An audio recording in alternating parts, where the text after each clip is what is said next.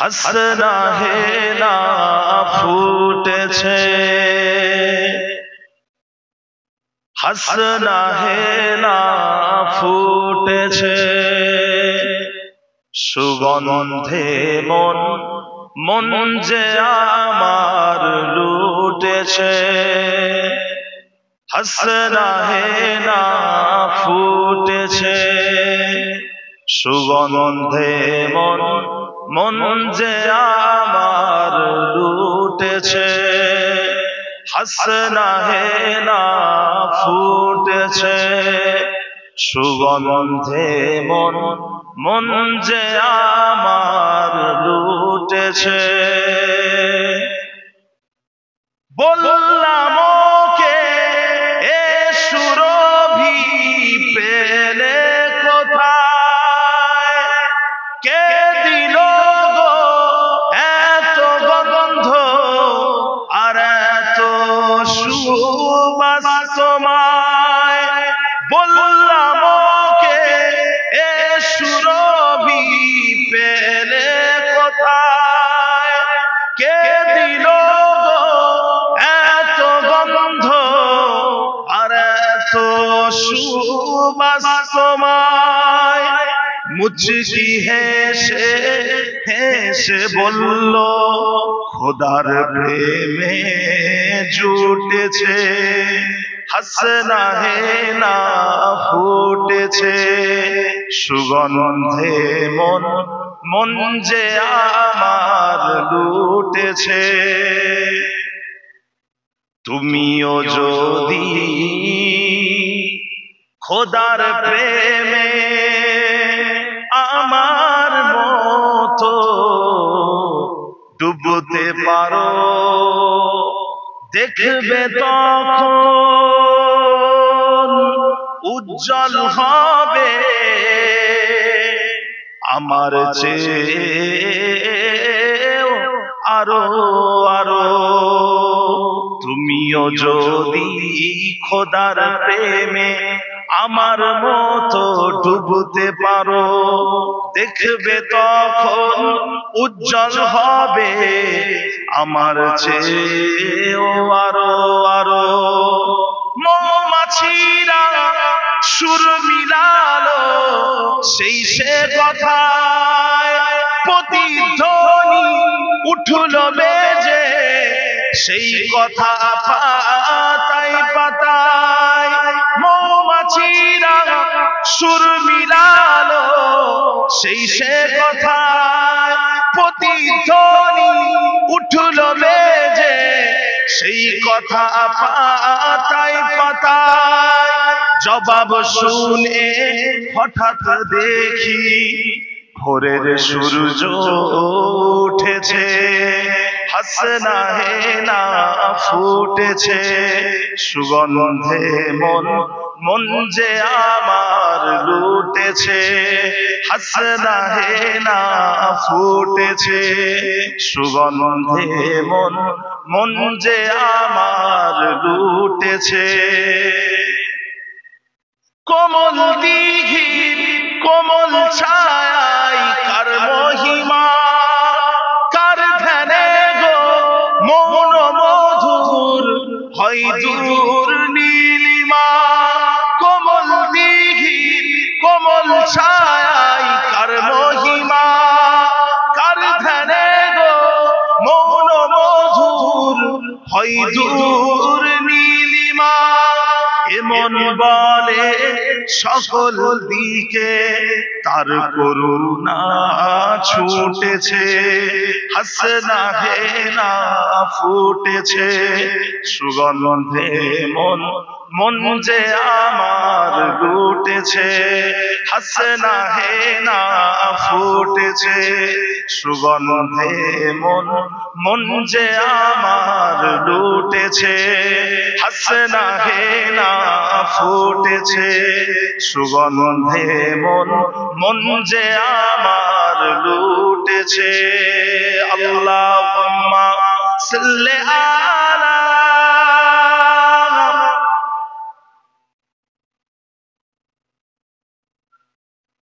ওয়ালা আলি সাইয়্যিদিনা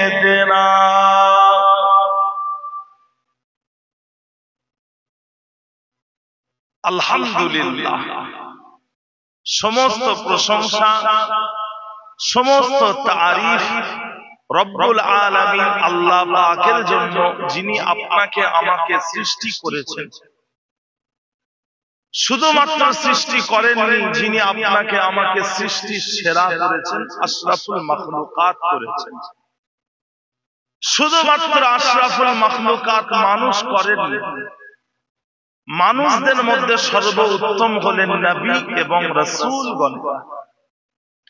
এই নবী এবং রাসূলদের মধ্যে সর্বশ্রেষ্ঠ হলেন আপনার আমার নবী পাক হযরতে মুহাম্মদ মুস্তাফা সাল্লাল্লাহু আলাইহি ওয়াসাল্লাম। আল্লাহ পাক আপনাকে আমাকে আখেরি জামানার নবীর উম্মত করে মুসলমান করেছেন, বলুন না আলহামদুলিল্লাহ। কোরআন মাজিদের মধ্যে আল্লাহ পাক রব্বুল আলামিন ইরশাদ করেছেন, বিসমিল্লাহির রহমানির রহিম, হুয়া জাতাবাকুম, অর্থাৎ সেই আল্লাহ পাক তিনি তোমাদেরকে নির্বাচিত করেছেন, বাছাই করেছেন, সিলেক্ট করেছেন। আপনি আমি যেরকম বাজারে গিয়ে ভালো ভালো শাকসবজি ফলমূল গুলোকে ঘরে কিনে নিয়ে আসি, আল্লাহ পাক রব্বুল আলামিন মানব জাতির মধ্য থেকে শ্রেষ্ঠ মানুষগুলোকে বেছে বেছে বেছে বেছে আখেরি জামানার নবীর উম্মত করে মুসলমান করেছেন, বলুন আলহামদুলিল্লাহ। লক্ষ কোটি দরুদ ও সালাম আকায়ে নামদার মুফাক্কারে মাওজুদাত সাইয়্যিদুল মুরসালিন রাহমাতুল লিল আলামিন খাতামুল আম্বিয়া শাফিউল মুজনিবিন রাসূলুল্লাহ সাল্লাল্লাহু আলাইহি ওয়াসাল্লামের উপর আল্লাহর নবী বলছেন, মান সাল্লা আলাইয়া সালাতান সাল্লাল্লাহু আলাইহি বিহা আশারা, যে ব্যক্তিটা আমি নবী মুহাম্মদ সাল্লাল্লাহু আলাইহি ওয়াসাল্লাম আমার উপরে একবার দরুদ পাঠ করে, আল্লাহ পাক রব্বুল আলামিন তিনি ওই ব্যক্তির উপরে 10 বার দরুদ পাঠ করেন। অর্থাৎ আল্লাহ পাক রব্বুল আলামিন তিনি তিনার ওই বান্দার উপরে 10টা রহমত দান করেন, বলুন সুবহানাল্লাহ। আল্লাহর নবী আল্লাহর হাবিব তিনি আরো বলছেন, ইন্না আউওয়ালান নাসি ফি ইয়াউমিল কিয়ামাতি বিআকসারুহুম আলাইয়া সালাহ, নিশ্চয়ই কিয়ামতের দিনে হাসরের ময়দানে আমার নিকট সর্বোত্তম ব্যক্তি, সবথেকে শ্রেষ্ঠ ব্যক্তি ওই ব্যক্তিটা হবে যে ব্যক্তিটা আমার উপরে সবথেকে বেশি দরুদ পাঠ করবে। দুনিয়াতে যে যত বেশি দরুদ পাঠ করবে, আখিরাতে সে তত বেশি আল্লাহর নবীর প্রিয় হয়ে যাবে, জোরে বলুন সুবহানাল্লাহ। আল্লাহর নবী আল্লাহর হাবিব তিনি আরো বলছেন, মান সাল্লা আলাইয়া হিনা ইউসবিহু আশারা ওয়া হিনা ইউমসি আশারা আদরাকাতুহু শাফাআতি ইয়াউমাল কিয়ামাহ, যে ব্যক্তিটা আমি নবী মুহাম্মদ সাল্লাল্লাহু আলাইহি ওয়াসাল্লাম আমার উপরে 10 বার দরুদ পাঠ করে সকাল করে নিল এবং 10 বার দরুদ পাঠ করে সন্ধ্যা করে নিল, কিয়ামতের দিনে হাসরের ময়দানে ওই ব্যক্তিটা আমি নবী মুহাম্মদ সাল্লাল্লাহু আলাইহি ওয়াসাল্লাম আমার শাফাআত সুপারিশই পেয়ে যাবে, বলুন না সুবহানাল্লাহ। প্যারে হাজিরিনে মজলিস, আমার মিরহাটি জায়গাটার নাম আড়িয়ালা, আড়িয়ালা এলাকার বাসিন্দা আলেম হাফেজ কারি উলামা ইকরাম জ্ঞানী গুণী পণ্ডিতেরা, কাছের এবং দূরের আমার সমস্ত আল্লাহওয়ালা মুসলমান ভাই এবং বোনের, সম্মানীয় আমার এই মিরহাটি এলাকার মসজিদের ইমাম সাহেব, মুয়াজ্জিন সাহেব, মুসল্লি গণেরা, আমার মুরব্বি জানেরা, পর্দা অন্তরালে অবস্থিত আমার ধার্মিকা আম্মা জান ও বোনেরা, স্নেহের ছোট্ট ছোট্ট বাচ্চা বাচ্চা ভাই এবং বোনেরা, মাশাআল্লাহ প্রত্যেক বছরের ন্যায় এই বছরেও আপনাদের বাৎসরিক ইসালে সওয়াবের মাহফিলে আল্লাহ পাক আপনাদেরকে হাজির করলেন, বলুন আলহামদুলিল্লাহ। এমন একটা জায়গায় আল্লাহ পাক আপনাকে আমাকে বসার সুযোগ করে দিলেন, যে জায়গার মর্যাদা, যে জায়গার মারতাবা স্বয়ং রাসূলুল্লাহ সাল্লাল্লাহু আলাইহি ওয়াসাল্লাম বলছেন, রিয়াজুল জান্নাহ বা জান্নাতের বাগান। দুনিয়ার বুকে বেশ কয়েকটা জান্নাতের বাগান আছে, প্রধানত চারটে জান্নাতের বাগান দুনিয়াতে আছে। পৃথিবীতে জান্নাতের বাগান হলো চারটে। প্রথম নাম্বার জান্নাতের বাগান, যেটা সবথেকে সম্মানীয় এবং মর্যাদাপূর্ণ, তার পরিচয় আল্লাহ নবী দিলেন, হাদিস শরীফের মধ্যে এসেছে, মা বাইনা বাইতি ওয়া মিনবারি রাউদাতুম মিন রিয়াদিল জান্নাহ। আল্লাহ নবী বলছেন, আমার ঘর এবং মসজিদে নববী শরীফের মেম্বার এর মাঝখানে যে জায়গা, এটা হলো জান্নাতের বাগানগুলোর মধ্য থেকে একটা জান্নাতের বাগান। দুনিয়ার বুকে আরো কিছু জান্নাতের বাগান আছে, কথা বুঝলেন? প্রধানত তিনটে জায়গাকে জান্নাতের বাগান বলা হয়। এই পরপর আপনাদেরকে তিনটা হাদিস বলবো মিশকাত শরীফ থেকে, এবং এই হাদিসগুলো আমি বাংলায় অনুবাদও করে দেব। একটু খেয়াল করে শুনবেন, তাহলে আগামীতে আমাদের জান্নাতের বাগান কাকে বলে সেটা চিনতে আর আশা করছি ইনশাআল্লাহ অসুবিধা হবে না। তিনটা হাদিস আপনাদেরকে বলবো।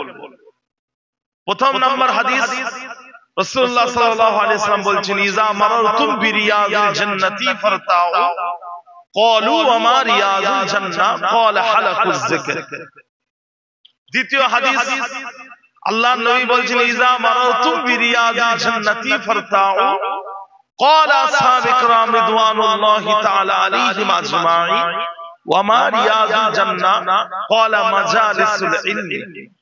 তৃতীয় হাদিস, আল্লাহর নবী বলছেন, ইযা মারারতুম বিরিয়াজিল জান্নাতি ফারতাউ قيل وما رياض الجنة قال المساجد قيل وما الرتع يا رسول الله قال سبحان الله والحمد لله ولا إله إلا الله الله أكبر। এই যে আল্লাহ পাকের নামের তাসবিহ, এটা হলো জান্নাতের বাগানের ফল। প্যারে হাজিরিন মজলিস, তিন জায়গাকে আল্লাহর নবী তিনি জান্নাতের বাগান বললেন। প্রথম হাদিস, আল্লাহর নবী সাহাবাদেরকে বললেন, ও আমার সাহাবারা, যখন তোমরা জান্নাতের বাগানের কাছ থেকে যাবে তখন তোমরা সেই জান্নাতের বাগানের ফল খাও। সাহাবারা জিজ্ঞাসা করলেন, ইয়া রাসূলুল্লাহ, জান্নাতের বাগান কাকে বলে? আল্লাহর নবী বললেন, জিকিরের মজলিস। জিকিরের মজলিসকে জান্নাতের বাগান বলা হয়। দ্বিতীয় হাদিসে আল্লাহর নবী কি বললেন? সাহাবাদেরকে বললেন, যখন তোমরা জান্নাতের বাগানের কাছ থেকে যাবে তখন তোমরা সেই জান্নাতের বাগানের ফল খাও। সাহাবারা জিজ্ঞাসা করলেন, ইয়া রাসূলুল্লাহ, জান্নাতের বাগান কাকে বলে? আল্লাহর নবী বললেন, ইলমের মজলিস, জ্ঞানের মজলিস, শিক্ষার মজলিস। তৃতীয় হাদিসে আল্লাহর নবী কি বললেন? সাহাবাদেরকে বললেন, ও আমার সাহাবারা, যখন তোমরা জান্নাতের বাগানের কাছ থেকে যাবে তখন তোমরা সেই জান্নাতের বাগানের ফল খাও। সাহাবারা জিজ্ঞাসা করলেন, ইয়া রাসূলুল্লাহ, জান্নাতের বাগান কাকে বলে? আল্লাহর নবী, আল্লাহর হাবিব বললেন, মসজিদ সমূহ, সমস্ত মসজিদ হলো জান্নাতের বাগান। সাহাবারা জিজ্ঞাসা করলেন, ইয়া রাসূলুল্লাহ, তাহলে জান্নাতের বাগানের ফল কাকে বলে? জান্নাতের বাগানের ফল কাকে বলে? আল্লাহর নবী বললেন, সুবহানাল্লাহি ওয়ালহামদুলিল্লাহি ওয়ালা ইলাহা ইল্লাল্লাহু আল্লাহু আকবার। এই যে আল্লাহ পাকের নামের তাসবিহ, এটা হলো জান্নাতের বাগানের ফল। বলুন না সুবহানাল্লাহ। প্যারে হাজিরিন মজলিস, তাহলে প্রধানত তিনটে জায়গাকে জান্নাতের বাগান বলে। একটা হলো জিকিরের মজলিস, আরেকটা হলো শিক্ষার মজলিস, ইলমের মজলিস, জ্ঞানের মজলিস, আর শেষেরটা হলো কি? মসজিদ। তিনটে জায়গা কি? জান্নাতের বাগান। আল্লাহ পাক আজকে আপনাকে আমাকে জিকিরের মজলিসে এবং ইলমের মজলিসে হাজির করলেন। বলুন আলহামদুলিল্লাহ। যেটা বলবেন না আলহামদুলিল্লাহ। প্যারে হাজিরিন মজলিস, আল্লাহ পাক রব্বুল আলামিন আপনাকে আমাকে নবী কুলের শ্রেষ্ঠ নবী হযরত মুহাম্মদ সাল্লাল্লাহু আলাইহি ওয়াসাল্লামের উম্মত করেছেন। বলুন আলহামদুলিল্লাহ। আপনি আমি হলাম আল্লাহর নবীর উম্মত। আল্লাহ পাক আপনাকে আমাকে মুসলমান করেছেন, ঈমানদার করেছেন। একবার বলবেন না আলহামদুলিল্লাহ। তো জোরে বলবেন না আলহামদুলিল্লাহ। আল্লাহ পাক রব্বুল আলামিন কোরআন মাজিদের মধ্যে বলছেন বিসমিল্লাহির রহমানির রহিম, ইয়া আইয়ুহান নাবিয়্যু ইন্না আরসালনাকা শাহিদান ওয়া মুবাশশিরান ওয়া নাযীরা ওয়া দাঈয়ান ইলাল্লাহি বিইذনিহি ওয়া সিরাজান মুনীরা। পৃথিবীর বুকে 1,24,000 ইখতিলাফ 2,24,000 নবী আম্বিয়াগণ এসেছেন। আল্লাহ পাক রব্বুল আলামিন নবীদেরকে দুনিয়ায় কেন পাঠালেন? মানুষকে মানুষ করার জন্য। মানুষকে মানুষ করার জন্য নবীদেরকে আল্লাহ পাক দুনিয়ার বুকে পাঠিয়েছেন। নবীরা শুধু মানুষকে মানুষ করেননি, গরু ছাগলদেরকেও মানুষ করেছেন। নবীরা তারা গরু চড়িয়েছেন, ভেড়া চড়িয়েছেন, উট চড়িয়েছেন, বকরি চড়িয়েছেন, মেষ চড়িয়েছেন, তাই তো নাকি? নবীরা শুধু মানুষকে মানুষ করেননি, তিনারা জীব জন্তুদেরকেও মানুষ করেছেন। তো ভাইজান, আল্লাহ পাক রব্বুল আলামিন মানুষকে মানুষ করার জন্য নবীদের সিলসিলা তৈরি করলেন। প্রথম নবী হলেন হযরত আদম আলাইহিস সালাম, শেষ নবী হলেন আপনার আমার নবী হযরত মুহাম্মদ মুস্তাফা সাল্লাল্লাহু আলাইহি ওয়াসাল্লাম। কথা বুঝেন? তা ভাইজান, আল্লাহ পাক রব্বুল আলামিন কোরআন শরীফের মধ্যে বলছেন বিসমিল্লাহির রহমানির রহিম, আলিফ লাম রা কিতাবুন আনজালনাহু ইলাইকা লিতুখরিজান নাস মিনাজ যুলুমাতি ইলান নূর। আল্লাহ পাক বলছেন এই কিতাব কোরআন শরীফ, হে রাসূল, আমি আপনার উপরে নাযিল করেছি মানুষকে অন্ধকার থেকে টেনে আলোর জগতে নিয়ে আসার দায়িত্ব আমি আল্লাহ আপনার উপরে ন্যস্ত করেছি। আল্লাহর নবী তিনি মানুষকে অন্ধকার থেকে টেনে আলোর জগতে নিয়ে এসেছেন। আমি আরেকটা আয়াত বললাম, যে আয়াতটা হলো ইয়া আইয়ুহান নাবিয়্যু ইন্না আরসালনাকা শাহিদান ওয়া মুবাশশিরান ওয়া নাযীরা ওয়া দাঈয়ান ইলাল্লাহি বিইذনিহি ওয়া সিরাজান মুনীরা। পাঁচটা কথা এই আয়াতের মধ্যে, পাঁচটা কথা আছে। আল্লাহ পাক কি বলছেন? ইয়া আইয়ুহান নাবিয়্যু, হে নবী, ইন্না আরসালনাকা, নিশ্চয় আমি আল্লাহ আপনাকে দুনিয়ার বুকে প্রেরণ করেছি শাহিদান, একজন সাক্ষ্যদাতা হিসাবে, আল্লাহকে এক বলনেওয়ালা হিসাবে। দ্বিতীয়ত মুবাশশিরান, একজন সুসংবাদদাতা হিসাবে, ওয়া নাযীরা, একজন সতর্ককারী হিসাবে, ওয়া দাঈয়ান ইলাল্লাহি বিইذনিহি, আল্লাহ পাকের রাস্তায় আল্লাহ পাকের আদেশে দাওয়াত দেনেওয়ালা হিসাবে, ওয়া সিরাজাম মুনীরা, এবং একটা উজ্জ্বল প্রদীপ হিসাবে। আমি আল্লাহ আপনাকে একটা উজ্জ্বল প্রদীপ করেছি। হে রাসূল, আমি আল্লাহ আপনাকে উজ্জ্বল প্রদীপ করেছি। আমার নবী পাক তিনি এমন একটা উজ্জ্বল প্রদীপ ছিলেন, যিনি মানুষকে অন্ধকার থেকে টেনে আলোর জগতে নিয়ে এসেছিলেন। কিন্তু ভাইজান, মক্কার কাফেরেরা তারা আমার নবী পাককে কেন অপছন্দ করত, কেন ঘৃণা করত, আল্লাহর নবীর উপরে কেন জুলুম করত? কারণ আল্লাহর নবী যখন জীবনের প্রথম থেকে, জন্মের পর থেকে 40 বছর বয়স অবধি, কত বছর বয়স? 40 বছর বয়স অবধি রাসূলুল্লাহ সাল্লাল্লাহু আলাইহি ওয়াসাল্লাম তিনি মক্কার মানুষের কাছে প্রিয় মানুষ ছিলেন, প্রিয় পাত্র ছিলেন।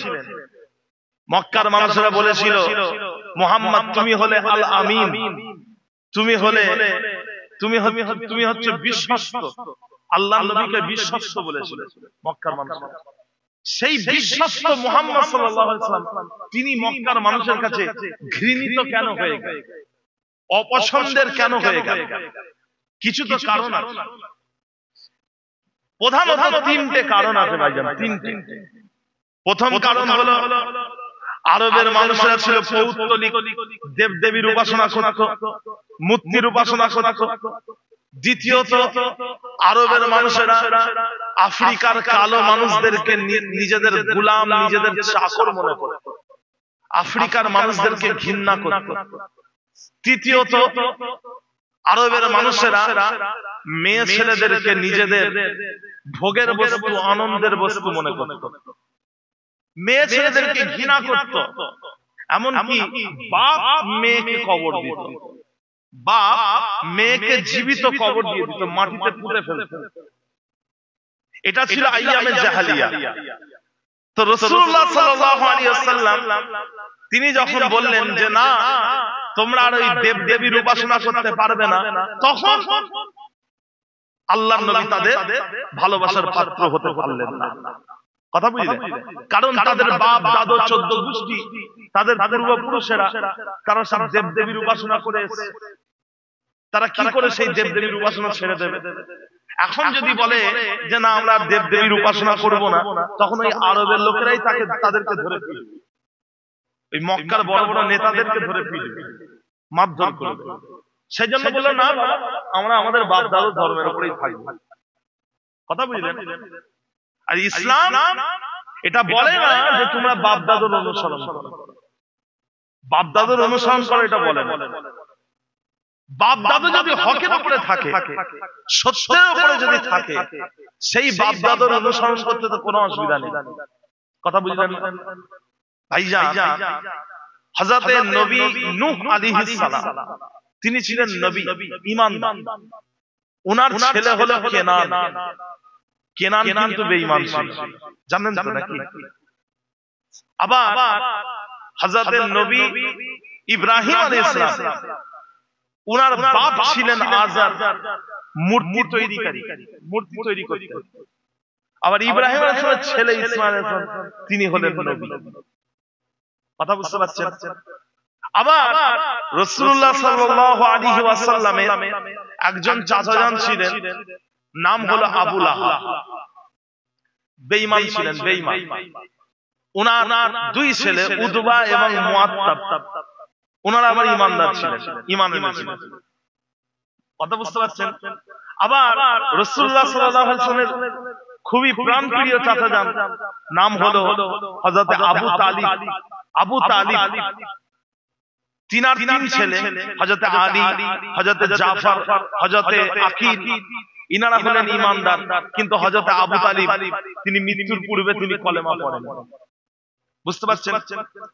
ইসলাম বলে না যে তোমরা বাপ দাদুর অনুসরণ করো, কিন্তু বাপ দাদু যদি হকের উপরে থাকে, সত্যের উপরে থাকে, তাহলে 100 বার সেই বাপ দাদুর অনুসরণ করা যায়। কি বলে?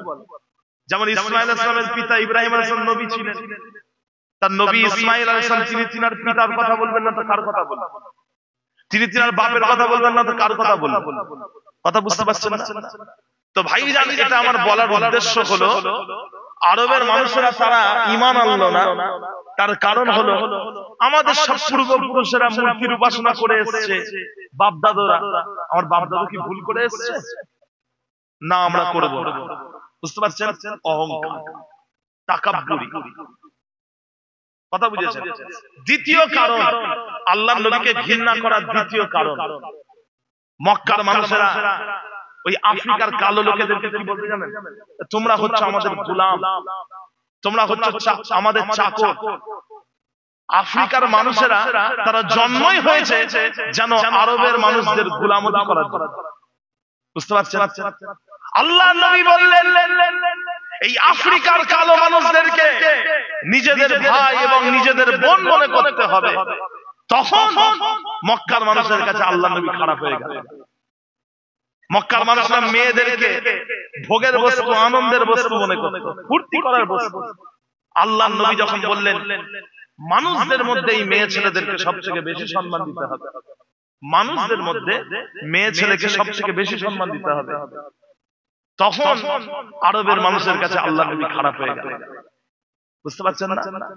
প্যারে হাজিরিন, যাই হোক, আল্লাহর নবী যতই কণ্ঠরোধ করার চেষ্টা করেছে, ইসলামের যতই কণ্ঠরোধ করার চেষ্টা করেছে, কিন্তু ইসলামকে কিন্তু দমানো যায়নি। একবার বলুন না সুবহানাল্লাহ। ইসলামের জন্য যিনি প্রথমে জীবন দিয়েছিলেন তিনার নাম হলো হযরত সুমাইয়া রাদিয়াল্লাহু আনহা, একজন মেয়ে ছিলেন। ইসলামের জন্য নিজের জানটাকে কুরবান করে দিলেন, নাম হলো হযরত সুমাইয়া, একজন মেয়ে ছিলেন। যে হযরত সুমাইয়া রাদিয়াল্লাহু আনহার স্বামী নাম হলো ইয়াসির, হযরত সুমাইয়া রাদিয়াল্লাহু আনহার সন্তান নাম হলো আম্মার। ইনারাও ঈমান এনেছিলেন। মক্কার কাফেররা হযরত সুমাইয়া রাদিয়াল্লাহু আনহাকে শহীদ করে দিল। একদা একদিন আবু জেহেল হযরত সুমাইয়া রাদিয়াল্লাহু আনহাকে ধরে অত্যাচার শুরু করে দিল এবং বলল যে ইসলামকে ছেড়ে দাও, মুহাম্মদকে ভুলে যাও। কিন্তু হযরত সুমাইয়া রাদিয়াল্লাহু আনহা তিনি ইসলাম ছাড়তে রাজি হলেন না। তখন আবু জেহেল কি করলো, হযরত সুমাইয়া রাদিয়াল্লাহু আনহাকে একটা খুঁটিতে বাঁধলো এবং তার ছেলে হযরত আম্মারকে অন্য একটা খুঁটিতে বাঁধলো। মা এবং ছেলেকে মুখোমুখি দাঁড় করালো। দাঁড় করিয়ে কি করলো, আবু জেহেল তখন হযরত আম্মারকে বলেছিলেন যে তুমি মুহাম্মদকে গালমন্দ করো, গালাগালি করো, তুমি ইসলাম ছেড়ে দাও। তখন হযরত সুমাইয়া তিনি তার ছেলেকে বলেছিলেন খবরদার কাফেরের সামনে ঈমান ছাড়বে না, কাফেরের সামনে ঈমান ছাড়বে না। তখন আবু জেহেল বলেছিল এ আম্মার, তুমি যদি ঈমান না ছাড়ো, তোমার চোখের সামনে তোমার মাকে বিবস্ত্র করে দেব, তোমার মাকে বিবস্ত্র করে দেব। তারপরে হযরত সুমাইয়া বলেছিলেন না হে আমার ছেলে আম্মার, তুমি ইসলাম ছাড়বে না। তখন আবু জেহেল যেমন কথা তেমন কাজ, যেমন কথা তেমন কাজ। আবু জেহেল হযরত সুমাইয়া রাদিয়াল্লাহু আনহাকে বিবস্ত্র করে দিল, বিবস্ত্র করে দিল। তখন ছেলে মাথা হ্যাট করে ফেললেন। তখন আবু জেহেল এত বড় অত্যাচারী ছিল, সে তখন তার দলবলদের বলল সুমাইয়ার ছেলে আম্মারের মাথাটাকে তোলো, তার মায়ের এই দৃশ্যটাকে দেখাও, তার মায়ের এই অবস্থাটাকে দেখাও। হযরত আম্মার তিনি ওই সময় মনে করছিলেন যদি জমিনটা ফেটে যেত, জমিনটা যদি ফেটে যেত আমি জমিনের নিচে চলে যেতাম, কিন্তু মাকে এই অবস্থায় দেখাটা কখনোই পছন্দ করতাম না। ভাইরা আমার, দোস্ত আমার, ও আমার দিনদারীরা, আমার আল্লাহ ওয়ালা গনেরা, অবশেষে হযরত সুমাইয়া রাদিয়াল্লাহু তাআলা আনহাকে আবু জেহেল শহীদ করে দিল। হযরত সুমাইয়া রাদিয়াল্লাহু তাআলা আনহা লজ্জার স্থানে ওই আবু জেহেল তীরের আঘাতে, বর্ষার আঘাতে তাকে রক্তাক্ত করে দিয়ে হযরত সুমাইয়া রাদিয়াল্লাহু আনহাকে তারা শহীদ করে দিল। ও ভাইজানেরা, ইসলামের জন্য যিনি সর্বপ্রথমে নিজের জানটাকে কুরবান করে দিলেন তিনি হলেন একজন মেয়ে ছেলে। একজন মেয়ে ছেলে ইসলামের জন্য প্রথম জান দিলেন। আমার আড়িয়ালা এলাকার মানুষ, ইসলাম তো আমরা মোয়া মুরগির মতো পেয়ে গেছি। ইসলামটাকে তো আমরা মোয়া মুরগির মতো পেয়ে গেছি। আমার আড়িয়ালা এলাকার মানুষ, ইসলাম তো আমাদের ছেলের হাতের মোয়া, তাই না? ছেলের হাতে রসগোল্লা ইসলাম, বুঝতে পারছেন না? আর ইসলামের জন্য এইসব জীবনগুলো দিয়ে দিলেন তিনারা, বেকার, সব বেকার। কিসের জন্য? কিসের জন্য পর্দা করেছিলেন? কথা বুঝতে পেরেছেন? প্যারে হাজিরিন, যে ইসলামে মেয়েদের সম্মান বেশি, আর যেই জিনিসের সম্মান যত বেশি সেই জিনিসকে তত নিরাপত্তার সাথে রাখা। কি বলে? কোনদিন দেখেছেন রাস্তার উপরে 10,000 টাকা, এই 1 লাখ টাকার একটা ব্যান্ডিল পড়ে আছে? দেখেছেন? কোনদিন দেখেছেন রাস্তার ধারে সোনার গহনা পড়ে আছে? দেখেছেন? আপনাদের ঘরে সব সোনা গয়না গুলো আপনারা কি করেন? জানলার কাছে ফেলে রাখেন, না দরজার কাছে ফেলে রাখেন, না বারান্দায় ফেলে রাখেন? কি করেন আপনারা? আপনাদের ঘরেও তো সোনা গয়না আছে নাকি? আংটি আছে তো, গলার হার, হাতের বালা আছে তো নাকি? ওগুলো কি করেন? দরজার কাছে ফেলে রাখেন তো নাকি? না বারান্দায় ফেলে রাখেন? কি করেন আপনারা? বারান্দায় ফেলে রাখেন, তাই তো? বারান্দায় ফেলে রাখেন। ওগুলোকে কি করেন? একটা বাক্সের মধ্যে ঢুকিয়ে, বাক্সটাকে আবার সিন্দুকের মধ্যে ঢুকিয়ে, সিন্দুকটাকে আবার আলমারির মধ্যে ঢুকিয়ে, সেখানে একটা তালা আছে। বুঝতে পারছেন? যে কেন দরজার কাছে ফেলে রাখো, বারান্দায় ফেলে রাখো না? যে জিনিসের সম্মান যত বেশি, মূল্য যত বেশি, সেই জিনিসকে তত নিরাপত্তার সাথে রাখা। একটা মুসলমানের বাচ্চা যখন মারা যায়, যখন একটা পুরুষ যখন মারা যায়, তাকে কটা কাফন দেন আপনারা? কাফনের কাপড় কটা দেন? 3টে। আর একটা যখন মেয়ে ছেলে ইন্তেকাল হয়ে যায়, তখন তাকে কটা কাফনের কাপড় দেওয়া হয়? 5টা। কথা বুঝলেন? এখানের মধ্যে এখানেও পার্থক্য আছে, এখানেও পার্থক্য আছে। যে ভাইরা আমার, দোস্ত আমার, ও আমার দিনদার দিরাও, আমার আল্লাহ ওয়ালা গনেরা, এখন একদিন আল্লাহর নবীর কাছে একজন সাহাবা প্রশ্ন করেছিলেন, ইয়া রাসূলুল্লাহ, ইয়া হাবিবাল্লাহ, আমার প্রতি কে বেশি হকদার, আমার প্রতি কে বেশি অধিকার রাখে? আল্লাহ নবী বললেন, তোমার আম্মা জান। তারপরে কে? ইয়া রাসূলুল্লাহ। আল্লাহ নবী বললেন, তোমার আম্মা জান। তারপরে কে? ইয়া রাসূলুল্লাহ। আল্লাহ নবী বললেন, তোমার আম্মা জান। তারপরে কে? ইয়া রাসূলুল্লাহ। আল্লাহর নবী বললেন, তোমার আব্বা জান। 3বার মায়ের কথা বললেন, একবার পিতার কথা বললেন। এইখানেও আল্লাহ পাক মায়েদের সম্মানকে বেশি বলেছেন, আল্লাহ নবী মেয়েদের সম্মানকে বেশি বললেন। ও ভাইরা, সেই মেয়েদেরকে নিরাপত্তার সাথে রাখতে হবে। আল্লাহ নবী বলেছেন, আল মারওয়াতু আল আওরাতু, মেয়েরা হলো, মেয়ে ছেলেরা হলো আপাদমস্তক, পা থেকে মাথা পর্যন্ত ঢেকে রাখার জিনিস। মেয়েরা হলো মাথা থেকে পা পর্যন্ত ঢেকে রাখার জিনিস। মেয়ে ছেলেরা নিজেদের মাথা থেকে পা পর্যন্ত সম্পূর্ণ একজন পর পুরুষের কাছে সম্পূর্ণ ঢেকে রাখবে। বুঝতে পারছেন? আমাদের সমাজে যে সব বোরকাগুলো বেরিয়েছে, ওই বোরকাগুলোরও আর একটা বোরকা লাগবে। বুঝতে পারছেন? আমাদের সমাজে যে সব বোরকাগুলো এখন বেরিয়েছে, ওই বোরকাগুলোরও আর একটা বোরকা লাগবে। আপনারা কি আমার কথা বুঝতে পারেন? শুনছেন আপনারা? এই যে চোখ কাটা বোরকা, আবার বোরকার এখানে সেই কি একটা চেন ঝুলছে, বোরকার এখানে গয়না ঝুলছে, বোরকার কোমরে দড়ি ঝুলছে, দড়ি দিয়ে টেনে বাঁধছে, বোরকার এখানে ফুল, ওখানে ফুল, এখানে পাথর, ওখানে পাথর। বুঝতে পারছেন? এই বোরকাগুলোর আর একটা বোরকা লাগে।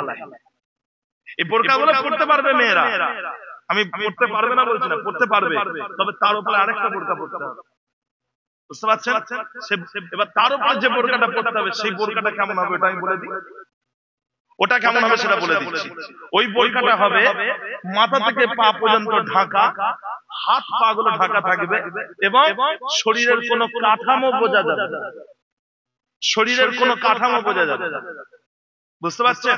ওই রকম বোরকা পড়তে হবে। আর চোখটা ঢাকা রাখতে হবে, চোখটা, কারণ চোখের মাধ্যমেও অনেক রকমের ফিতনা তৈরি হবে, অনেক রকমের ফিতনা তৈরি হবে। যে সেই জন্য বলছি, আবার বোরকায় ওপরে লেখা আছে মাশাআল্লাহ, ইনশাআল্লাহ, আলহামদুলিল্লাহ, সুবহানাল্লাহ, নারে তাকবীর, আল্লাহু আকবার, সব লেখা আছে বোরকা। ওই বোরকাগুলো যারা কিনবেন, আমি বলবো স্বামীরা কিনে দেবেন, আবার কিন্তু অন্য বোরকা সেট কিনে দেবেন, দুটো একসাথে পড়তে হবে। কিন্তু আর অন্য বোরকাটা কেমন হবে সেটা আমি বললাম, ওই রকম করতে হবে। বুঝতে পেরেছেন? জি। প্যারে হাজিরিন, শেয়াল তো চাইবে মুরগির স্বাধীনতা, শেয়াল কখনো চাইবে না যে মুরগি ঘরের ভিতরে থাকুক। শেয়াল চাইবে মুরগি কখন বাইরে আসবে, আর আমরা ঘাটটা মোটামুটি খাবো। শেয়ালেরা আন্দোলন করেছে, বুঝলেন, ধর্মঘট করেছে। শেয়াল রাস্তা বন্ধ করে ফেলেছে, একটা দাবি তুলেছে সরকারের কাছে। কি দাবি? না, মুরগিদেরকে ঘরের ভিতরে রাখা যাবে না, মুরগিদেরকে ছেড়ে দেন। কারণ মুরগিদেরও তো একটা স্বাধীনতা আছে নাকি? মুরগিদেরকে ঘরের ভিতরে রেখে দিয়েছেন। শেয়ালরা আন্দোলন করছে, সরকার কি করলো? মুরগি সব ছেড়ে দিল, মুরগিগুলো সব রাস্তায় চলে এলো। তখন শেয়ালরা সব ওই মুরগির ঘাড় মুটকে বিরিয়ানি করে খেয়ে দিল। বুঝতে পারছেন যে আমাদের সমাজে সব অনেক শেয়াল আছে। শেয়াল এরা চাই না যে মেয়ে ছেলেরা পর্দার মধ্যে থাকে, এরা সব সময় চাই মেয়েরা কখন বাইরে আসবে, আমাদের অন্তরের যে রোগ আছে, ব্যাধি আছে, আমাদের অন্তরে যে পিপাসা আছে, সেই পিপাসাগুলো আমরা মিটাবো। বুঝতে পারছেন যে খুব সাবধান আমার ভাইয়েরা, সমাজটা পুরো কুলসিত হয়ে গেছে, ধ্বংস হয়ে গেছে সমাজ। হাত জোর করে বলছি, প্রত্যেকটা বাপকে বলবো, প্রত্যেকটা ভাইকে বলবো, প্রত্যেকটা স্বামীদেরকে বলবো, প্রত্যেকটা ছেলেদেরকে বলবো, আপনারা আপনাদের ঘরের মেয়ে ছেলেদের পর্দার ব্যাপারে সতর্ক হয়ে যায়। যে হাত জোর করে বলছি, সমাজটা কুলসিত হয়ে গেছে। এই আজকে আমি আস্তে আস্তে মোবাইলে খুলে দেখলাম, একটা নিউজ দেখালো, এক জনৈক মুসলিম মেয়ে ছেলেকে এক জনৈক অমুসলমান, একটা মুসলমানের সাথে, একটা মুসলমান মেয়ের সাথে একটা অমুসলমান ছেলে কোন রকম রিমিক্সিং ভালোবাসা করে, এসব শব্দগুলো বলা উচিত নয় মাইকে। তো ভাই ওই করে কি করেছে, মেয়েটাকে, মুসলিম মেয়েটাকে মেরে দিয়েছে, ওই অমুসলমানটা মেরে দিয়েছে। আমি আস্তে আস্তে মোবাইলে দেখলাম আজকের নিউজ, আজকের। বুঝতে পারছেন? আরো ছেড়ে রাখো, বাপগুলোকে বলবো মেয়েগুলোকে আরো ছেড়ে রাখো, স্বামীদেরকে বলবো তোমাদের স্ত্রীগুলোকে আরো বেহায়াপনা করতে বলো। তারপরে যখন একটা অঘটন ঘটে যাবে তখন আর কাঁদতে যাবো না। আল্লাহ পাক হেফাজত করেন, বলুন আল্লাহুম্মা। জোরে বলবেন না আল্লাহুম্মা। আল্লাহ পাক আমাদের সমাজকে হেফাজত করেন, আমাদের মা বোনেদের ইজ্জতকে আল্লাহ পাক রক্ষা করেন, বলুন আল্লাহুম্মা আমিন। যে আল্লাহর নবী বলেছেন, আদ-দায়ুস লা ইয়াদখুলুল জান্নাহ, দায়ুস জান্নাতে যাবে না, দায়ুস জান্নাতে যাবে না। দায়ুস কে? দায়ুস হলো যে ব্যক্তি নিজের ঘরের মা বোনেদের পর্দার ব্যাপারে সতর্ক নয়, ও হচ্ছে দায়ুস। ওই লোকটা হলো দায়ুস, ও জান্নাতে যাবে না। আপনার স্ত্রীকে একজন বাইরের লোক দেখে ফেললো, আপনার মেয়েকে একজন বাইরের লোক দেখে ফেললো, আপনার কষ্ট হলো না, তার মানে আপনি হলেন দায়ুস। বুঝতে পেরেছেন? আপনি জান্নাতে যাবেন না। তা ভাইরা, যে কথা আমি বলছিলাম, মুশরিকদের মধ্যে একজন ইমানদার নয়, মুশরিক, একজন মানুষের কথা বলছি যে ইমানদার নয়, মুশরিক, আরবের মানুষ। একদিন কি করছে, তার উটগুলোকে মেরে ফেলেছে। উটগুলো, তার অনেক উট আছে, কিছু উটকে মেরে ফেলেছে। তখন একজন তাকে প্রশ্ন করলেন, ভাই এই উটগুলোকে আপনি মেরে ফেলেছেন কেন? তখন ওই লোকটা বললেন, এই উটগুলোর উপরে আমার স্ত্রীরা, আমার বউয়েরা, তারা এই উটের উপরে বসেছিল। কথা বুঝলেন? এখন আমার এই উটগুলোর প্রয়োজন নেই, সেই জন্য আমি এই উটগুলোকে মেরে ফেলেছি। কথা বুঝতে পেরেছেন? আমার স্ত্রীরা এই উটের উপরে বসেছে, সেই জন্য আমি এই উটকে মেরে ফেলেছি, যাতে এর উপরে অন্য কোন পুরুষ যাতে না বসে। আরবের একটা মুশরিক, ইমানদার নয়, মুশরিক, তার মধ্যে এত বড় গায়রাত ছিল। গায়রাত মানে কি? গায়রাত মানে হলো আপনার স্ত্রীর প্রতি আপনার লজ্জা, আপনার মেয়ের প্রতি আপনার লজ্জা, এটাকে বলা হয় গায়রাত। ভাইরা আমার, দোস্ত আমার, একদিন হযরত আলী কাররামাল্লাহু ওয়াজহাহু রাদিয়াল্লাহু আনহু, যিনি ছিলেন আল্লাহর নবীর জামাতা, মুসলিম জাহানের চতুর্থ খলিফা, আল্লাহর নবীর বিশিষ্ট সাহাবা হযরত আলী রাদিয়াল্লাহু আনহুকে একজন মানুষ প্রশ্ন করেছিলেন, আপনার স্ত্রী কেমন আছে? ও আলী রাদিয়াল্লাহু আনহু, আপনার স্ত্রী কেমন আছে? ওই সময় হযরত আলী রাদিয়াল্লাহু আনহু বলেছিলেন, তোমাকে হত্যা করা যদি জায়েজ হতো, তোমাকে কতল করা যদি জায়েজ হতো, আমি আলী এই মুহূর্তেই তোমার গর্দানে আমি ছুরি চালাতাম, এই মুহূর্তে আমি তোমাকে হত্যা করে ফেলতাম।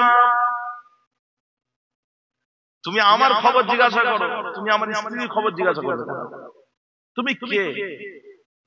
তুমি কে? কথা বুঝতে পেরেছেন না? প্যারে হাজিরিন, যে আমাদের সমাজে কি হয় জানেন? ওই সকালবেলা সব হকারি করতে আসে, ওই যারা মাছ বিক্রি করতে আসে ওদেরকে কি বলে ভাই? হকার বলে না?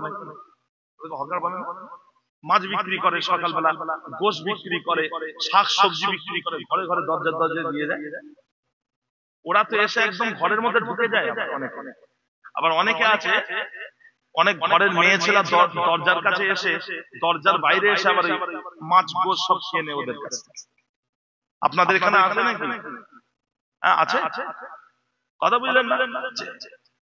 আবার অনেক জায়গায় দেখা যায় স্বামীর বন্ধু ঘরের ভিতরে ঢুকে যাচ্ছে। কি বলে? ভাবিজান বলে ঘরে ঢুকে যাচ্ছে। ওর কোন দিক থেকে ভাবিজান হয়? তোর কোন দিক থেকে ভাবিজান হয় রে? আল্লাহর নবী যেখানে বলেছেন যে স্বামীর ভাই অর্থাৎ দেওর অথবা ভাসুর, বড় ভাইকে কি বলে? ভাসুর বলে। ছোট ভাইকে কি বলে? দেওর বলে। আল্লাহ রাসূল বলেছেন স্বামীর ভাই, সেটা হলো ওই স্ত্রীর জন্য মৃত্যুর সমতুল্য। দেওর অথবা ভাসুর ওই মেয়ে ছেলের জন্য সে হলো মৃত্যুর সমতুল্য। মৃত্যু, আল্লাহ নবী বলেছেন এটা হলো মৃত্যু। আর তুমি তোমার বন্ধু ঘরের মধ্যে ঢুকে গেল ভাবিজান বলে, কোন দিক থেকে ভাবিজান হয়? বুঝতে পারছেন না? সমাজটা কুলসিত করে ফেলেছে, ধ্বংস করে ফেলেছে। আল্লাহ পাক আমাদেরকে হেফাজত করেন, বলুন আল্লাহুম্মা। যে পাড়ায় পাড়ায় মেয়ে ছেলেরা সব বেপরদা ভাবে ঢ্যাং ঢ্যাং ঢ্যাং ঢ্যাং করে ঘুরছে। হযরত সুমাইয়া ওই জন্যই নিজের জীবনটা দিয়ে দিলেন, যাতে করে তোমরা একটু ঢ্যাং ঢ্যাং করে ঘুরতে পারো রাস্তায়। ওই জন্য তিনি তার জানটা কুরবান করলেন। বুঝতে পারছেন? জি ইয়ারে হাজিরিন, হযরত উম্মে হাবিবা রাদিয়াল্লাহু আনহা কে ছিলেন জানেন?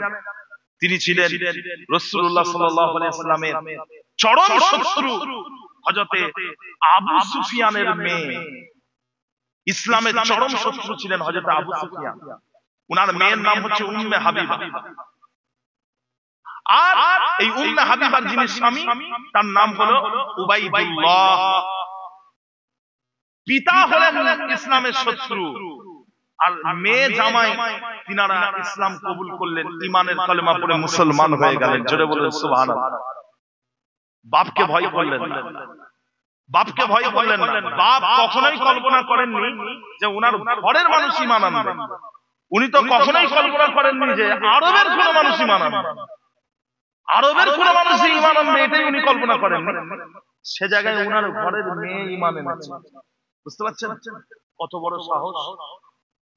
ভাইরা আমার, দোস্ত আমার, আবু সুফিয়ানের মেয়ে উম্মে হাবিবা যখন ঈমান আনলেন এবং তার স্বামী উবাইদুল্লাহ যখন ঈমান আনলেন, তখন আবু সুফিয়ান এত রাগান্বিত হয়ে গেলেন, এতটাই রেগে গেলেন, সদা সর্বদা তিনি তিনার মেয়ে এবং জামাইয়ের উপরে অত্যাচার করতেন। ও ভাই জানেরা, অথচ তিনার মেয়ে এবং জামাই ইসলাম থেকে এক চুল পর্যন্ত সরে যাননি।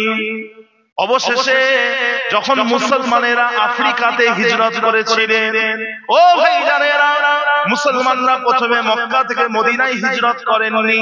সর্বপ্রথম মুসলমানরা মক্কা থেকে আফ্রিকায় হিজরত করেছিলেন। এই হিজরতে আল্লাহর নবী যাননি, কিন্তু সাহাবারা গেছিলেন, মুসলমানেরা গেছিলেন। ও ভাই জানেরা, আল্লাহর নবী মক্কার সাহাবাদেরকে কাফেরদের অত্যাচার থেকে নিরাপত্তা দেওয়ার জন্য তিনাদেরকে আফ্রিকায় চলে যাওয়ার নির্দেশ দিলেন। আফ্রিকার একটা জায়গাটার নাম হলো আবিসিনিয়া। এই আবিসিনিয়ার একটা জায়গা, যে জায়গাটার নাম হলো হাবশা। এই হাবশার যিনি বাদশা ছিলেন, ওই বাদশার নাম হলো নাজ্জাশী। এই বাদশা নাজ্জাশী মুসলমানদের সাথে খুব ভালো ব্যবহার করতেন, খুব ভালো আচরণ করতেন। ওই জন্য আল্লাহর নবী তিনার সাহাবাদেরকে বললেন, তোমরা আবিসিনিয়ায় চলে যাও, তোমরা হাবশায় চলে যাও, সেখানে গিয়ে তোমরা বসবাস করো। ও ভাই জানেরা, আল্লাহর নবী সাহাবারা যখন মক্কা থেকে হাবশায় চলে গেলেন, ওই সময়তে আবু সুফিয়ানের মেয়ে উম্মে হাবিবা এবং এবং তিনার স্বামী উবাইদুল্লাহ, তিনারা দুজনে মুসলমানদের সাথে আফ্রিকায় চলে গেলেন। আফ্রিকার আবিসিনিয়ায় হাবশায় চলে গেলেন। হাবশায় চলে গেলেন। কথা বুঝলেন? যে কিছুদিন যাওয়ার পরে হযরত আবু সুফিয়ানের মেয়ে উম্মে হাবিবা রাত্রিবেলা একদিন ঘুমোচ্ছিলেন। ঘুমোতে ঘুমোতে স্বপ্ন দেখলেন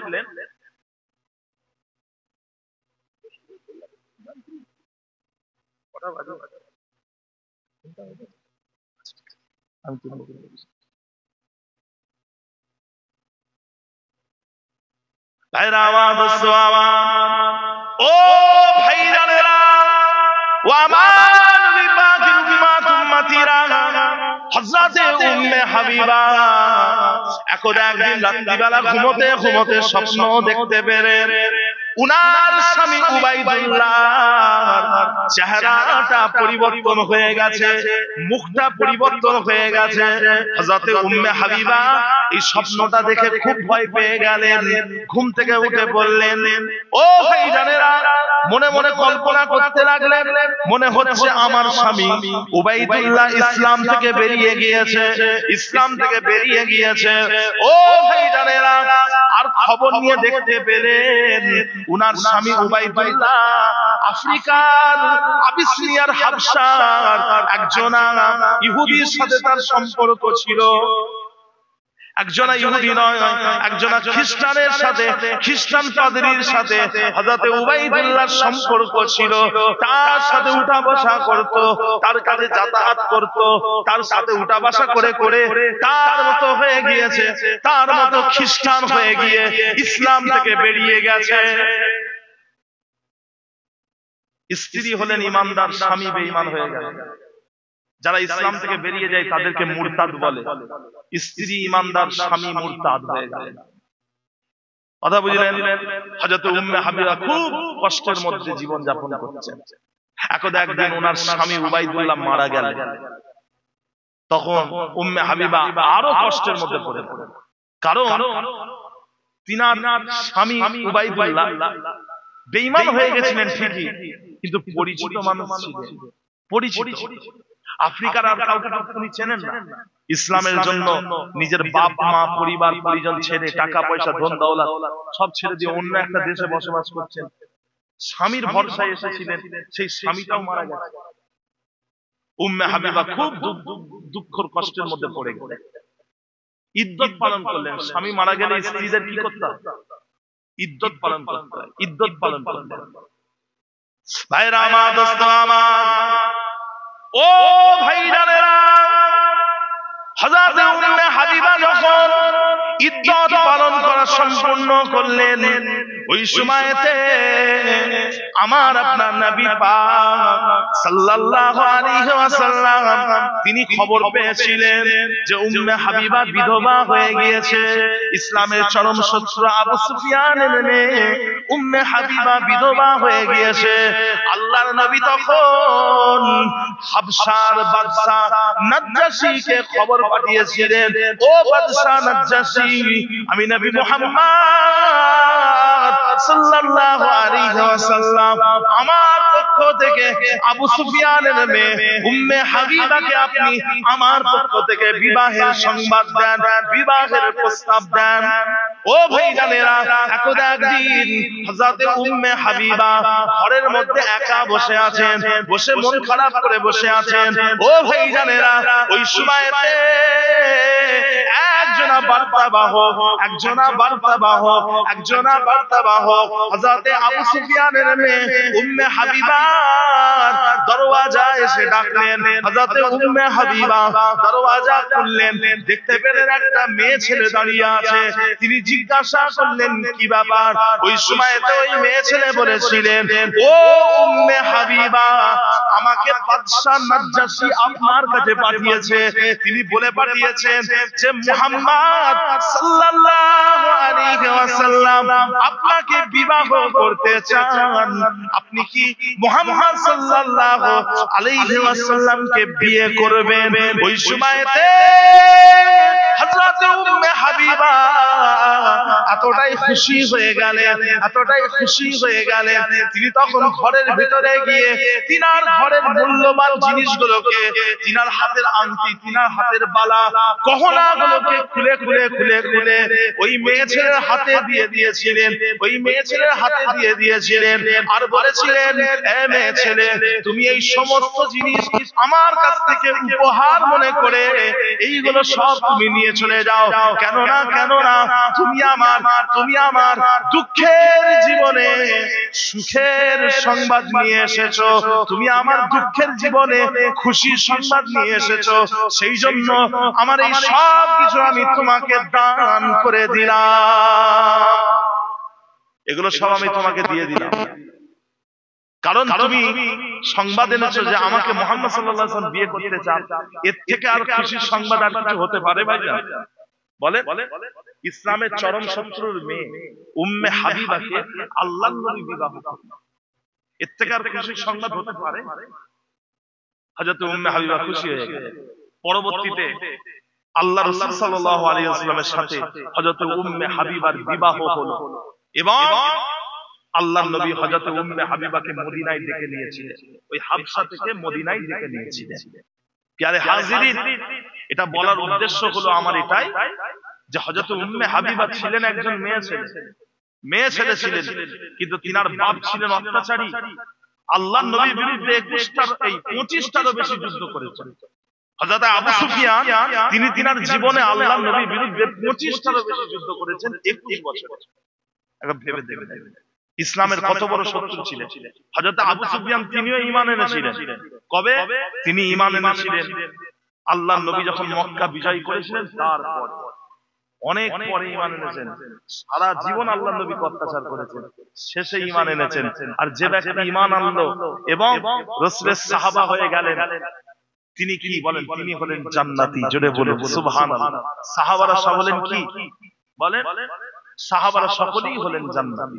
সমস্ত সাহাবারা কি? তারা হলেন জান্নাতি। ভাইরা আমার, দোস্ত আমার, ও ভাইজানেরা, হযরত উম্মে হাবিবা বাপের অত্যাচারকে পরোয়া করলেন না, কাফেরদের অত্যাচারকে পরোয়া করলেন না। তিনি সাহস নিয়ে, বুকে সাহস নিয়ে ঈমান আনয়ন করলেন। এমনকি ঈমান আনার পরে ওনার স্বামী মারা গেল, বিধবা হয়ে গেলেন। বিধবা হয়ে যাওয়ার পরে আল্লাহ পাক রব্বুল আলামিন তিনার তাকদীরটাকে এত বড় করলেন যে তিনি আমার আপনার নবী পাক রাহমাতুল লিল আলামিন শাফিউল মুজনিবিন রাসূলুল্লাহ সাল্লাল্লাহু আলাইহি ওয়াসাল্লামের পবিত্র স্ত্রী হয়ে গেলেন, আমাদের আম্মা জান হয়ে গেলেন। নবী পাকের স্ত্রীরা আমাদের কি? নবী পাকের স্ত্রীরা হলেন আমাদের আম্মা জান। যদি বলবেন না সুবহানাল্লাহ। আল্লাহর নবীর স্ত্রীরা হলেন আমাদের কি? আমাদের আম্মা জান। যে একটা বিষয় বলে দিই ছোট্ট করে, স্বামী মারা গেলে স্ত্রী ইদ্দত পালন করার পরে নতুন বিবাহ করতে পারবে, কিন্তু রাসূলুল্লাহ সাল্লাল্লাহু আলাইহি ওয়াসাল্লাম দুনিয়া থেকে চলে গেছেন, তিনার স্ত্রীদেরকে, পবিত্র স্ত্রীদেরকে কেউ বিবাহ করতে পারবে না। তার কারণ হলো আল্লাহর নবীর পবিত্র স্ত্রীরা হলেন মুমিনদের মা। মুমিনদের কি? আম্মা জান। এবং মাকে বিবাহ করা যায়, বলে বিবাহ করা যায় না। এটাই হলো মাসালা। সেজন্য রাসূলুল্লাহ সাল্লাল্লাহু আলাইহি ওয়াসাল্লাম ইন্তেকালের পরে তিনার স্ত্রীরা নতুন কোনো বিবাহ করেননি, তিনারা ওই অবস্থাতেই ছিলেন, কারণ তারা হলেন মুমিনদের আম্মা জান, মুমিনদের মা। জোরে বলুন সুবহানাল্লাহ। তো ভাইজান, কাফেরদের অত্যাচারকে মুসলমানরা পরোয়া করেনি। ভাইরা আমার, দোস্ত আমার, ও ভাইজানেরা, আল্লাহ পাক রব্বুল আলামিন কোরআন মাজিদের মধ্যে ঘোষণা করে দিলেন, বিসমিল্লাহির রহমানির রহিম, ওয়ালাউ কুনতা ফাজ্জান গালিজাল কলবি লানফাদু মিন হাওলিক। হে রাসূল, তোমার অন্তরটা যদি কঠিন হতো, তোমার আচরণ যদি কঠিন হতো, তোমার অন্তরটা যদি কঠিন হতো, তাহলে মানুষ তোমার চারিদিক থেকে পালিয়ে যেত, মানুষ তোমার চারিদিক থেকে সরে যেত। ও ভাইজানেরা, কাফেরেরা আল্লাহ নবী ব্যাপারে যতই ষড়যন্ত্র করুক, কিন্তু আমার আপনার নবী পাকের ব্যবহার দেখে, আচার আচরণ দেখে মানুষ ঈমানের কলেমা পড়ে মুসলমান হয়ে গিয়েছে। যার ভাষা যত সুন্দর তার মহব্বতের মানুষ তত বেশি।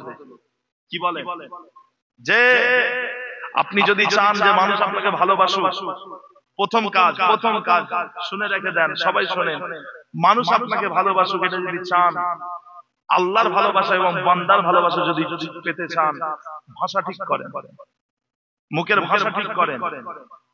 যার ভাষা যত নরম তার মহব্বতের মানুষ তত বেশি। কি বলে, আমি কি ভুল বললাম? আল্লাহ নবীর ব্যাপারে আল্লাহ পাক কথাই বলেছেন, হে রাসূল তোমার অন্তরটা কঠিন ছিল না এবং তোমার আচরণ রূঢ় আচরণ ছিল না, মানে কঠিন আচরণ ছিল না, সেই জন্য মানুষ তোমার চারিদিকে চলে এসেছে। সেই জন্য মানুষ তোমার চারিদিকে চলে এসেছে।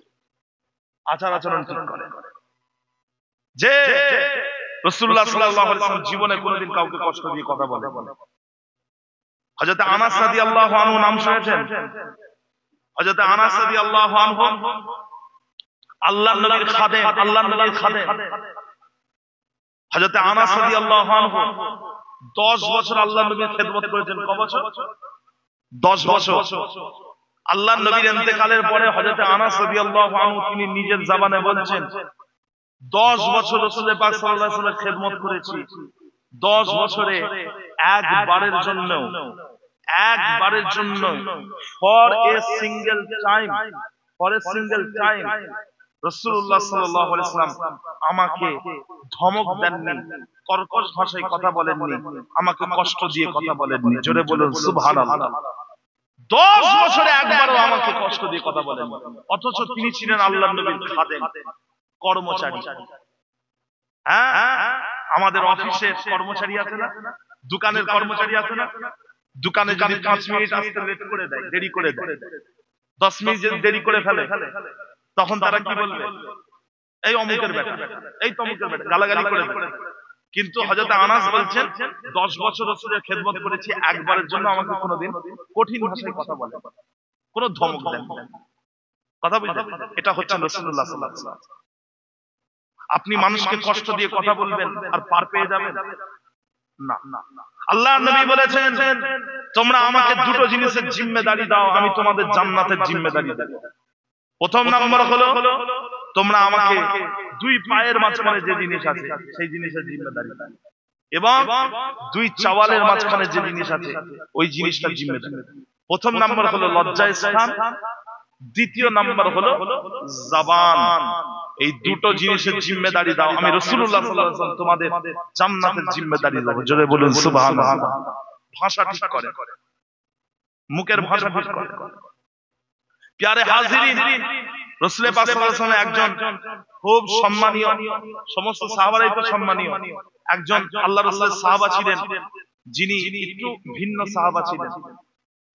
ওনার নাম হচ্ছে হযরত আবু দুজানা রাদিয়াল্লাহু আনহু, যে বদরের যুদ্ধ, উহুদের যুদ্ধ, সুলহে হুদাইবিয়ায় অংশগ্রহণ করেছে। সেই জন্য বললাম একটু ভিন্ন। বদরি সাহাবা ছিলেন, কত মর্যাদা, কি মর্যাদা, কি শান। ওই সাহাবা একদিন কি করলেন জানেন? একদিন মানুষদেরকে ডাকলেন, লোকজনকে জড়ো করলেন, জড়ো করে তাদেরকে বললেন, ভাইয়েরা, আল্লাহর কাছে যদি আমি নাজাত পাই, নাজাতের রাস্তা হলো একটাই, একটা কারণে আমি আল্লাহর কাছে নাজাত পেয়ে যাব। সবাই মুখ চাওয়াচাওয়ি করছে। কেউ বলছে এই সাহাবা মনে হয় বলতে চাইছেন যে ইনি বদরের যুদ্ধ, উহুদের যুদ্ধ, সুলহে হুদাইবিয়ায় অংশগ্রহণ করেছেন, সেই জন্য এই সাহাবা জান্নাতে যাবেন, সেই জন্য এই সাহাবা নাজাত পাবেন, এটাই উনি বলতে চাইছেন। আবার কেউ কেউ বলছে না, ইনি তো রাসূলের সাহাবা, সেই জন্য রাসূলের সাহাবারা সব জান্নাতি, তাই ইনি নাজাত পাবেন। সবাই নিজেদের মধ্যে কথা বলছে। তখন ওই সাহাবা কি বলেছিলেন জানেন? ওই সাহাবা বলেছিলেন, আমি জীবনে কাউকে কোনোদিন কষ্ট দিয়ে কথা বলিনি, জীবনে কাউকে কোনোদিন কথা এবং কাজের মাধ্যমে কষ্ট দেব না, কথা এবং কাজের মাধ্যমে কষ্ট দিইনি, কথা এবং কাজের মাধ্যমে কষ্ট দেব না, এই জন্য আল্লাহ আমাকে নাজাত দেবেন। এই জন্য আল্লাহ আমাকে নাজাত দেবে। তুমি লোকের জমি মেরে দিয়ে সেজদায় মাথা থেকে তুমি আল্লাহ খুঁজছো। তুমি লোকের জমি মেরে নিয়েছো, মেরে নিয়ে সেজদায় গিয়ে আল্লাহ খুঁজছো তুমি। বুঝতে পারছেন না? যে সাহাবা কথা এবং কাজের মাধ্যমে কাউকে কষ্ট দেননি, তিনি একটা নিজের উপরে আস্থা রেখেছেন যে না, এবারে আমি নাজাত পাবো। আর তুমি লোকের জমি মেরে দিয়ে সেজদায় গেছো। বুঝতে পারছেন না? ভাইরা আমার, দোস্ত আমার, তিরমিজি শরীফের হাদিস, আল্লাহ নবী বলছেন, ইন কদারতা আন তাসবিহা ওয়া তানসিয়া লাইসা ফি কলবিকা গশুন লি আহাদিন ফাফআল সুম্মা ক্বালা লি ওয়া যালিকা মিন সুন্নতি ওয়া মান আহইয়া সুন্নতি ফাকাদ আহাব্বানি ওয়া মান আহাব্বানি কানা মাই ফিল জান্নাহ। আল্লাহ নবী, আল্লাহর হাবিব, তিনি তিনার সাহাবা হযরত আনাস রাদিয়াল্লাহু আনহুকে উপদেশ দিচ্ছেন, তাকে উপদেশ দিচ্ছেন, বলছেন, ও আমার সাহাবা, ও আমার কলিজার টুকরা সন্তান।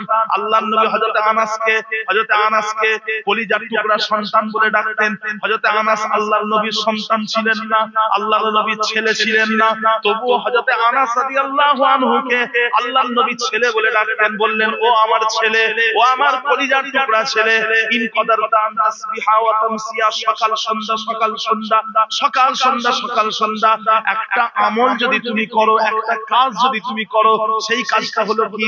সেই কাজটা হলো লাইসা ফি কলবিকা গিশুল লি আহাদিন ফাফআল।